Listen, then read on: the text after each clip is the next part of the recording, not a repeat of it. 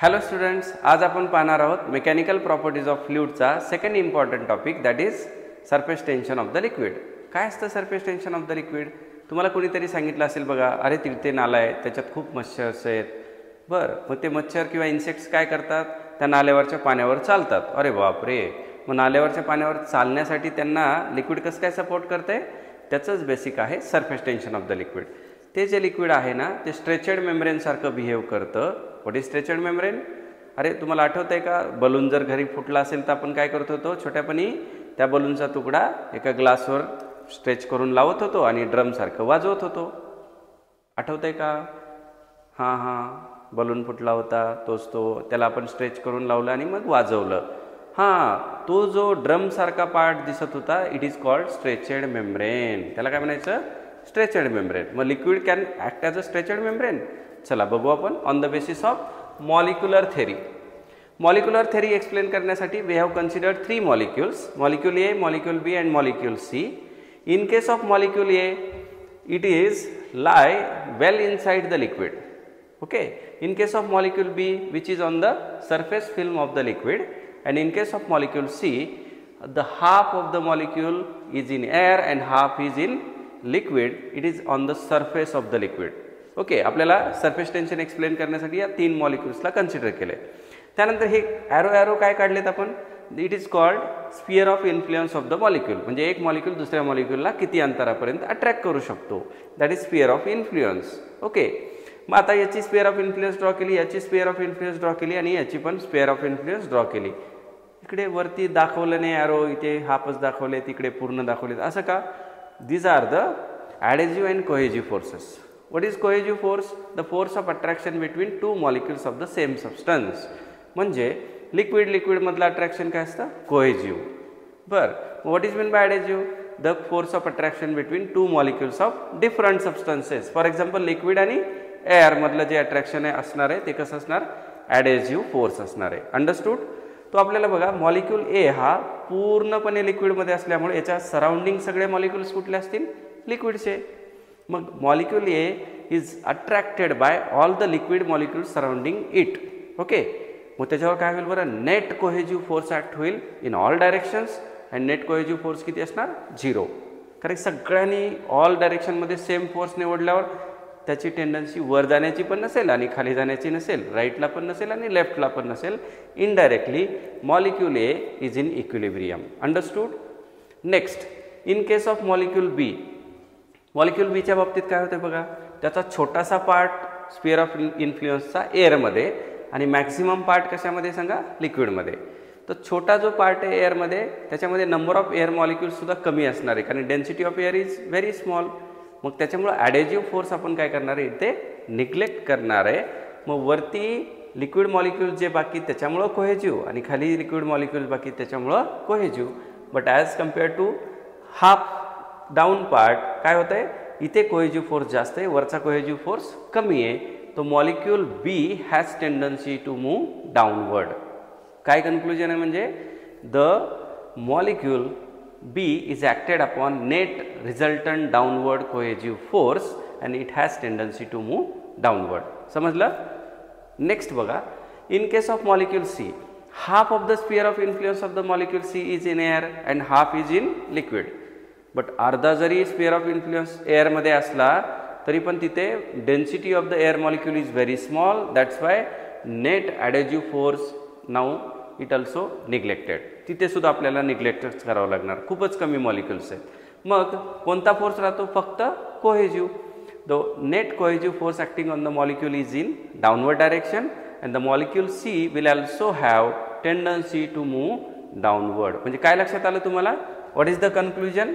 The molecules within the surface film of the liquid, surface film काय असतं? Range of molecular force एवढी width surface लेअरची, त्या लेअरला म्हणायचं surface film of the liquid. परत एकदा बघा, the molecules within the surface film of the liquid will have tendency to move downward due to net cohesive force acting on it. Understood? That's why the surface of the liquid behaves like a stretched membrane and this will give rise to the phenomenon of surface tension of the liquid. Understood? Next point आपण बघू.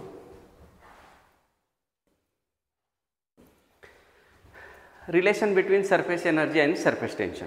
हां, परत तुम्हाला आठवायचं आहे, थोडंसं practical आहे. तुम्ही छोट्या मुलांना बघितलं असेल बघा, ते मार्केटमध्ये बबल्स फॉर्म करणारे इन्स्ट्रुमेंट, ते फुकलं की काय होतं, बबल्स फॉर्म होतात. तसंच आपल्याला काय करायचं आहे, एक रेक्टँग्युलर फ्रेम घ्यायची आहे, त्याला सोप सोल्युशनमध्ये बुडवायचं आहे आणि इथे काय करायची, फिल्म फॉर्म होऊन द्यायची आहे. काय फॉर्म होऊन द्यायची आहे, फिल्म फॉर्म होऊन द्यायची आहे. आणि हा जो आर्म PQ आहे हा स्लाइड होऊ शकतोय कशावर सांगा, या AD अँड BC वर. ओके, याच्यावर काय होऊ शकतोय, तो स्लाइड होऊ शकतोय. ठीक आहे. आता काय करायचं तुम्हाला, कधीपर्यंत स्लाइड करायचं सांगा, जोपर्यंत ही फिल्म ब्रेक होत नाही.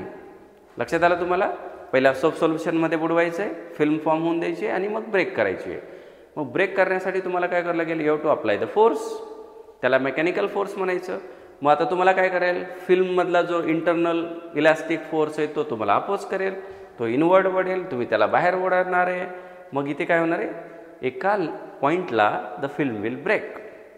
त्या पॉईंटला आपण काय करणार आहे, we are going to find out the relation between surface energy and surface tension of the liquid. काय स्टेप्स आहेत आपल्या. First of all we will find out the force due to surface tension of the liquid. Okay, आता तुम्हाला definition माहिती आहे. What is the definition of surface tension, तुम्हाला माहिती आहे. T इक्वल्स टू काय असतं सांगा, F/L. Actually effective length. हा जर आर्म PQ असेल, याच्या वर आणि खाली दोन्ही ठिकाणी सोप सोल्युशन स्टक असेल, दॅट्स वाय इफेक्टिव्ह लेंथ किती घ्यायची, 2L. म्हणजेच फोर्स किती भेटेल सांगा, F is equals to T into 2L. Understood. याला इक्वेशन नंबर 1 म्हणून. समजलं तुम्हाला. नेक्स्ट बघा, आता या फिल्मला आपल्याला ब्रेक करायचं आहे, म्हणजे काय करायचं, we have to apply the force which is equals to internal elastic force due to surface tension. Surface टेन्शनमुळे जो काही फोर्स आहे आतमध्ये, तेवढा फोर्स आपल्याला एक्सटर्नली अप्लाय करायचा आहे. तो काय होईल बरं, the small work done in breaking the soap film dW is equals to F into dx. We have applied the force F' into dx. आता मॅग्नेट्यूड ऑफ F' कशा एवढं असणार आहे, F एवढं. That's why it is T into 2L into dx. Okay, but मला सांगा, या ठिकाणी तुम्ही चेक करा, this is the length and this is the area. That's why 2L into dx is nothing but what, dA. It is the change in area. That's why dW is equals to TdA.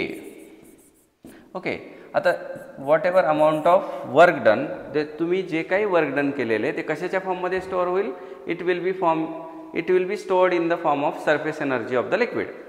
तो आपण याच work डनला पुढे काय म्हणणार आहे, we are going to say surface energy of the liquid, T into dA. Okay, this is the relation between surface energy and surface tension of the liquid. Numerically it can also be written as T equals to SE per dA. कधी कधी तुम्हाला हे पण prove करायला सांगतात, prove that surface tension of the liquid is surface energy per unit area. Understood? Next point बघू आपण. बघा, आपल्याला काय करायचं आहे, now we have to discuss the shape of the liquid meniscus. मी 2 केसेस डिस्कस करणार आहे, तुम्ही घरी गेल्यानंतर 2 केसेस बघून घ्यायच्यात. ओके, 2 केसेस डिस्कस करण्यासाठी आपल्याला इम्पॉर्टंट पॉईंट्स बघायचे. सपोज आपण काय केलं, एक ग्लास घेतला, ग्लास बिकर घेतला, त्याच्यामध्ये लिक्विड टाकलं. आता फर्स्ट केसमध्ये आपण लिक्विड कुठला टाकणार आहे, केरोसिन.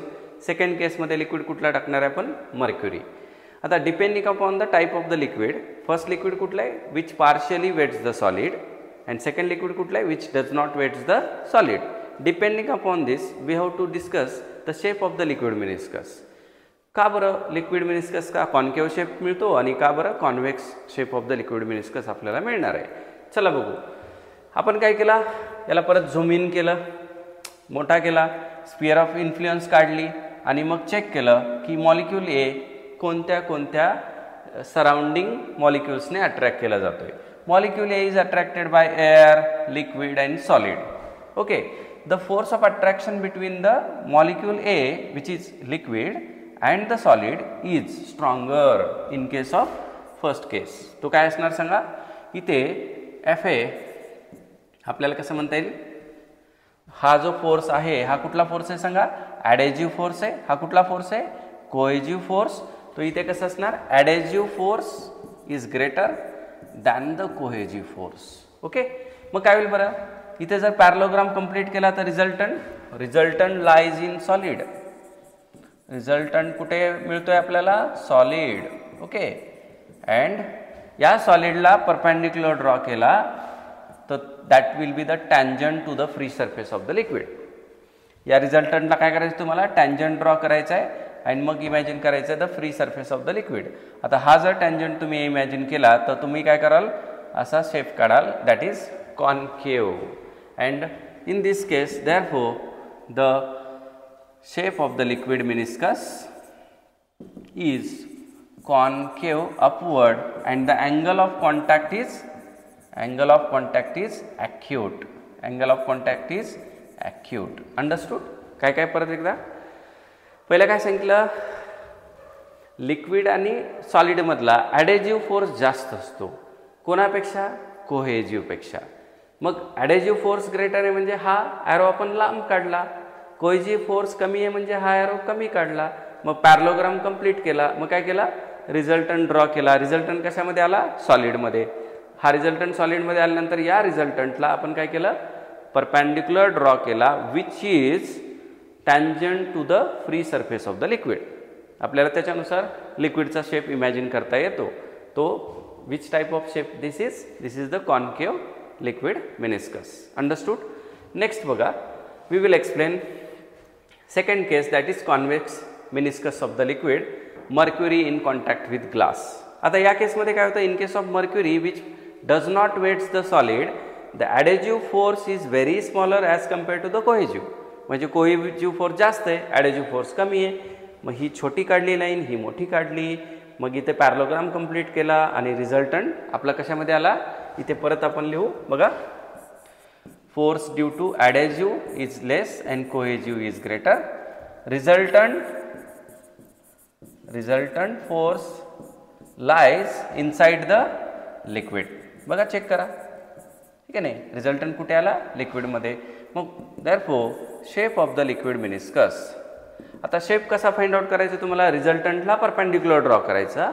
हा परपेंडिक्युलर इमॅजिन करून तुम्हाला शेप म्हणजे free surface of the liquid draw करायचा आहे. And the shape of the liquid meniscus कसा असेल, कॉन्वेक्स अपवर्ड. ठीक आहे. अँड एक्झाम्पल कोण आहे त्याचं सांगा, it is the mercury. And the angle of contact is, आता मला सांगा हा जो टोटल अँगल आहे तो कसा आहे सांगा, it is greater than 90, that is obtuse. Okay, परत एकदा बघा, शॉर्टमध्ये तुम्हाला सांगतो मी. In case of liquid which partially weights the solid, example kerosene in contact with glass, adhesive force is greater than cohesive force, resultant lies inside the solid, tangent drawn to the free surface of the liquid gives concave upward meniscus. Clear hai? And the angle of contact is acute. Second baga, in case of convex meniscus, what will happen? The liquid which does not weights the solid, mercury in contact with glass, adhesive force is smaller than cohesive, a resultant lies inside the liquid and the tangent drawn to the free surface of the liquid forms convex surface of the liquid or meniscus of the liquid. Understood? चला next बघा. आता आपण बघितलं मागे shape of the liquid meniscus. इथे आपण बघणार आहे formation of the drop. Whether the drop will form or not, हे कशावर डिपेंड आहे, it depends on the surface tension of the liquid. आपण एक कंडिशन ॲक्यूटची डिस्कस करत आहोत, ऑप्ट्यूजची तुम्ही घरी गेल्यानंतर बघायची आहे. ठीक आहे. बघा T1, T2, T3, T1, T2, T3 हे तीन force due to surface tension आपण इमॅजिन केले. T1 कोणामधला सांगितलं आहे, लिक्विड अँड सॉलिड मधला. बघा T1 कोणामधला आहे, लिक्विड अँड सॉलिड. T2 कोणामधला आहे सांगा, T2 is between solid and air. आणि तिसरा कोण आहे, T3 is between liquid and air, liquid and air. तो असे force due to surface tension आपण इमॅजिन केले, T1, T2, T3. आता आपण काय करणार आहे, T3 is resolved into components. कसा रिझॉल्व करायचा आहे, T3चा हा ॲडजसंट कंपोनंट काय असेल, हा T3 cos थिटा, आणि हा वर्टिकल काय असेल सांगा, it will be T3 sin theta. आता ॲक्च्युली हा तर बॅलन्स असणार आहे, बट हा हॉरिझॉन्टल इक्विलिब्रियम अटेंड करण्यासाठी at the equilibrium of the drop, at the equilibrium of the drop we will discuss कसं करणार सांगा, T2 is equals to T3 cos theta plus T1. याचा अर्थ काय झाला, इकडे आपण T2 इकडे आणला तर सॉरी T1 इकडे आणला तर T2 minus T1 is equals to T3 cos theta. म्हणजेच काय होईल बरं, आपल्याला काय पाहिजे, cos theta is equals to T2 minus T1 upon T3.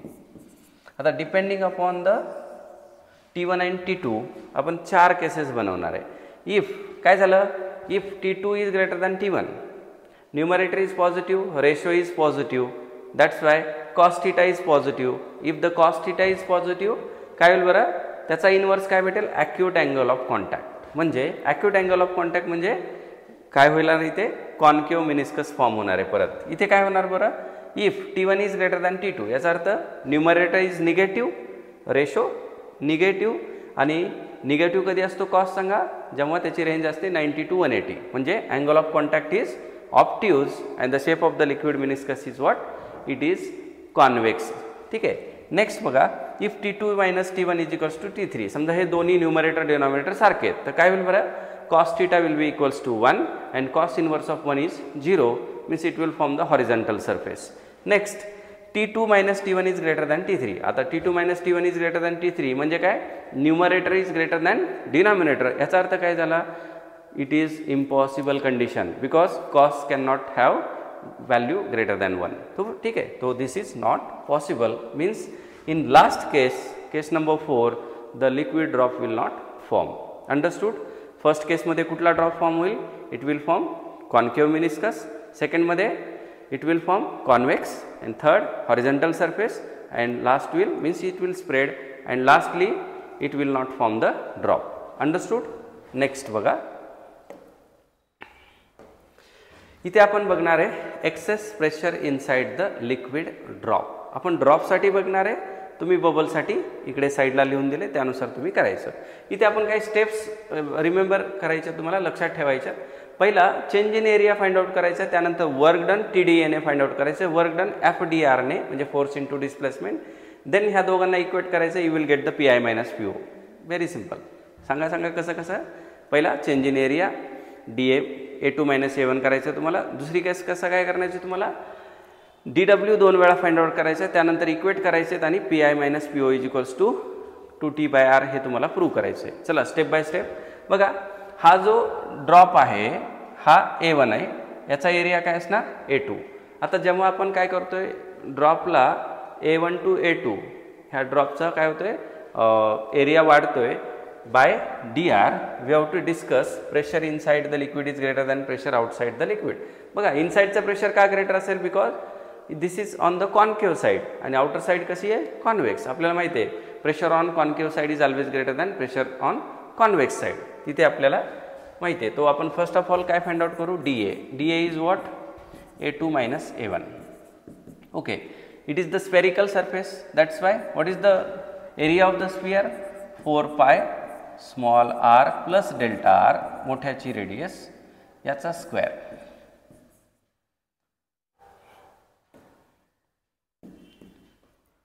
हा रेडियसचा स्क्वेअर मायनस 4π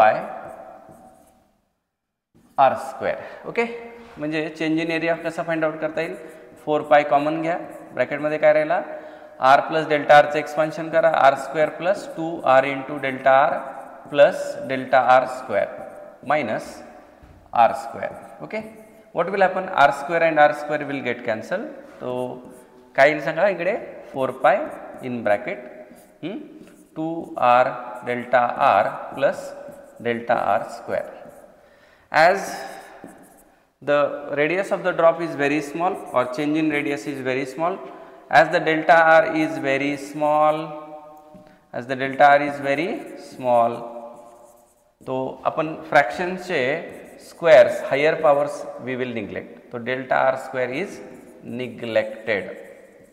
ओके, तो इथे काय होईल सांगा, देअरफॉर इथे इक्वेशन येईल dA is equals to 4 pi into 2r delta r which is equals to 8 pi r delta r.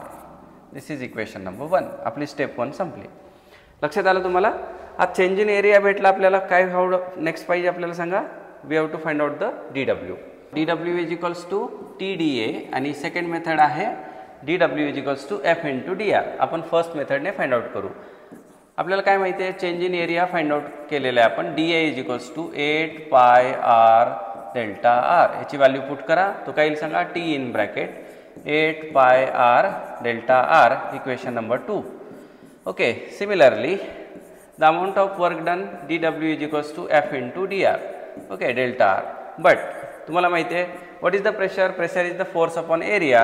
Therefore f is equals to pi minus po into initial area of the drop. Okay, आपण इथे काय करू, we will put the value of a1. काय असणार सांगा, pi minus po into initial area काय होता 4 pi r square. तो ही व्हॅल्यू पुट करा. dw काय भेटेल आपल्याला, dw is equals to बोला P I minus P O into 4 pi R square into delta R. Okay, equation number 3. आता या दोन्ही इक्वेशन्सला आपण we will comparing equation 2 and 3 we will get. काय मिळेल बघा, आपण काय केलं, P I minus P O into 4 pi R square delta R is equals to, इथे काय येईल सांगा, टी इन ब्रॅकेट 8 पाय आर डेल्टा आर. ओके, आता यातलं काय काय कॅन्सल होतंय बघा, 4 पाय 1 जा 4 पाय 2 जा. ओके, इथे R square R delta R म्हणजे इकडे काय राहिलं 2t, इकडे काय राहिलं P I minus P O into R. तो काय भेटेल आपल्याला, P I minus P O which is equals to 2t by r. This is an expression for excess pressure inside the drop. Understood? For bubble आपल्याला माहिती आहे, change in area for bubble, change in area कसा घ्यायचा, twice. म्हणजे equation मध्ये काहीच बदल नाही, फक्त कसं करायचं, pi minus po into 4 pi r square delta r which is equals to 2 times the tda. म्हणजे काय, 8 pi r डेल्टा आर. फक्त 2 टाइम केलं आपण, बाकी सगळं कॅन्सलेशन वगैरे सगळं सेम. म्हणजे काय भेटेल आपल्याला, P I minus P O is equals to, हा याचा रिझल्ट होता 2t, इकडे 2 2 जा किती येईल 4, तो काय येईल 4t by R. This is an expression for excess pressure inside the bubble. लक्षात आलं. बबल कसा असतो, त्याच्या आतल्या बाजूला पण एअर कॉन्टॅक्टमध्ये असते आणि बाहेरच्या बाजूला पण एअर कॉन्टॅक्टमध्ये असते. त्यामुळे चेंज इन एरिया आपण काय घेतो, 2 टाइम्स. लक्षात आलं. नेक्स्ट आपण बघू. चला नेक्स्ट आपल्याला समजून घ्यायचे बघा. आपल्याला काय करायचं, कॅपिलरी राईज आणि कॅपिलरी फॉल समजून घ्यायचं आहे. पहिल्यांदा आपण राईज समजून घेऊ, त्यानंतर आपण फॉल समजून घेऊ. एकदम सिंपल आहे, फक्त 4 स्टेप्स आहे, 5वं कन्क्लुजन आहे. ओके, कसं बघा, याच्यासाठी आपल्याला 4 ABCD असे 4 पॉईंट्स कन्सिडर करायचे. ही ग्रीन लाईन दाखवते इनिशियल कंडिशन आणि व्हाईट दाखवते आफ्टर. म्हणजे हा राईज होणार असेल, याच्या एवढी लिक्विड कॉलमची हाईट वाढणार असेल तर हा झाला फायनल. ओके, या केसमध्ये कसं केलं आपण, इनिशियल ग्रीन आहे, फायनल ड्रॉप आहे, म्हणजे फॉल झाली लिक्विड लेवल. ओके, बघा आता मला सांगा, इथे काय करायचं तुम्हाला, जेव्हा राईज एक्सप्लेन करणार आहे तेव्हा तुम्हाला लिक्विड कुठलं घ्यायचं आहे, liquid which will partially wets the solid. तो कॉन्केव लिक्विड मिनिस्कस बनेल आणि कॉन्केव लिक्विड मिनिस्कस बनला की आपल्याला माहिती आहे pressure on concave side is always greater. Okay, तो पहिला पॉईंट भेटला, प्रेशर ऑन कॉन्केव साइड म्हणजे हा कॉन्केव साइडला आहे, is always greater than pressure on convex side. B हा कॉन्वेक्स साइडला आहे, इक्वेशन नंबर 1 म्हणा. ओके, आता A and C are open to the atmosphere, therefore atmospheric pressure दोघांचं सेम, तो P A is equals to P C. Okay, C and D are on the opposite sides of the plane surface किंवा horizontal surface, तर दोघांचं pressure परत same, म्हणजे PC is equals to P D. आता बघा इथे P A is equals to P C आहे, इथे P C equals to P D. म्हणजे आपल्याला काय करता येईल, या पी सीच्या जागी पी डीची व्हॅल्यू पुट करता येईल. फ्रॉम इक्वेशन 2 and 3 या दोघांना कंबाईन करा, P A is equals to काय भेटलं आपल्याला, पी डी, याला इक्वेशन नंबर 4 म्हणा. आता बघा एची व्हॅल्यू आपल्याला डी भेटली, पी एची व्हॅल्यू काय भेटली आपल्याला पी डी. त्या इक्वेशन 1 आणि 4ला कंबाईन करा, तो काय भेटेल सांगा, pressure at point D is greater than pressure at point B. आता चेक करा या कॅपिलरी ट्यूबमध्ये डी हा पॉईंट कसा आहे आउटसाइड आणि बी हा पॉईंट कसा आहे इनसाइड. म्हणजे आउटसाइडचं प्रेशर जास्त आहे कशापेक्षा, इनसाइडपेक्षा. म्हणजे बाहेरचं पाणी आत याला ढकलेल and that's why there will be a capillary rise. Pressure outside the tube, capillary tube is greater than pressure inside it. Okay, that's why there is a rise in the liquid level. Understood? पुढे बघा capillary fall आपल्याला समजून घ्यायचं आहे. Capillary fall परत एकदा खूप simple साध्या पद्धतीने आपल्याला काय करायचं आहे, या केसमध्ये आपल्याला liquid which will does not wets the solid असं एक्झाम्पल घ्यायचं आहे. एक्झाम्पल आपण मर्क्युरी घेऊ शकतो in contact with the glass. Okay, mercury कुठला सरफेस म्हणजे लिक्विड मिनिस्कस बनवेल, आता जस्ट बघितलं आपण, it will form the convex liquid meniscus. आता कॉन्व्हेक्स अपवर्ड असतो, म्हणजे परत बघा एचं प्रेशर कमी बी पेक्षा, म्हणजेच इनडायरेक्टली आपण काय म्हणू शकतो, pressure at point A is less than pressure at point B, कारण बी कुठल्या बाजूला आहे, कॉन्केव्ह साईडला आहे. Equation number 1. परत same A and C are open to the atmosphere, that's why दोघांचं प्रेशर सेम. परत सी आणि D are on opposite sides of the horizontal surface, तर P C is equals to P D. Equation 2 and 3ला परत combine करा, तो P A is equals to काय भेटला, पी डी. इक्वेशन नंबर 4 आणि ए पी एची व्हॅल्यू आपल्याला पी डी भेटली, परत सबस्टिट्यूट करा, काय लक्षात येईल, pressure at point D is less than pressure at point B. आता चेक करा डी हा पॉईंट कसा आहे आउटसाईडला आणि बी हा पॉईंट कसा आहे इनसाइड. म्हणजे जर इनसाइडचा प्रेशर ग्रेटर असेल कोणापेक्षा, आउटसाइडपेक्षा, तर कॅपिलरी ट्यूबमधली लिक्विड लेवल फॉल होईल, डाऊन होईल. That's why there is a fall in a capillary tube. Understood. चला नेक्स्ट बघू. आता आपल्याला बघायचं height of the liquid column by using force method. Okay, H साठी एक्सप्रेशन आपल्याला डिराईव्ह करायचं आहे. ओके, आता बघा इथे आपण कॅपिलरी राईज कन्सिडर करणार आहे. कॅपिलरी राईज कन्सिडर करण्यासाठी तुम्हाला काय करावं लागेल, we have to consider the liquid which will partially wets the solid. Okay, इथे काय करायचं आहे तुम्हाला, हा लिक्विड कॉलमची हाईट एच इमॅजिन करायची आहे. त्याच्यानंतर R is the radius, rho is the density, T is the surface tension of the liquid, H is the height of the liquid column. इथे काय करायचं, हा जो लिक्विड कॉलम आहे या ठिकाणी तुम्हाला टँजेन्शियल डायरेक्शनमध्ये एफ टी घ्यायचा आहे, force due to surface tension. त्याचे दोन कंपोनंट्स फाइंड आउट करायचे आहेत. वर्टिकल सोबत थिटा घेतला, मग हा एफ टी कॉस थिटा, हा F T sine theta, F T sine theta, F T sine theta काय करेल कॅन्सल, आणि वर्टिकल कंपोनंट काय करतील, वेट ऑफ द लिक्विड कॉलमला बॅलन्स करतील. 4 स्टेप्स फक्त लक्षात ठेवायचे तुम्हाला. पहिला फाइंड आउट करायचा आहे force due to surface tension, दुसरा फाइंड आउट करायचा आहे vertical component of force due to surface tension, तिसरी स्टेप करायची तुम्हाला weight of the liquid column. तुम्हाला म्हणायचे weight of the liquid column is balance by vertical force due to surface tension. संपला आणि तुम्हाला एच मिळून जाईल. लक्षात आलं. चला step by step we will do. बघा first of all force due to surface tension, due to surface tension of the liquid, तो F T is equals to काय येईल बरं, टी इंटू 2πr. का बरं, आपल्याला माहिती आहे सरफेस टेन्शन काय असतो सांगा, it is force per unit length. आता हा सर्कम्फरन्सची पूर्ण लेंथ किती असणार तिथे 2πr.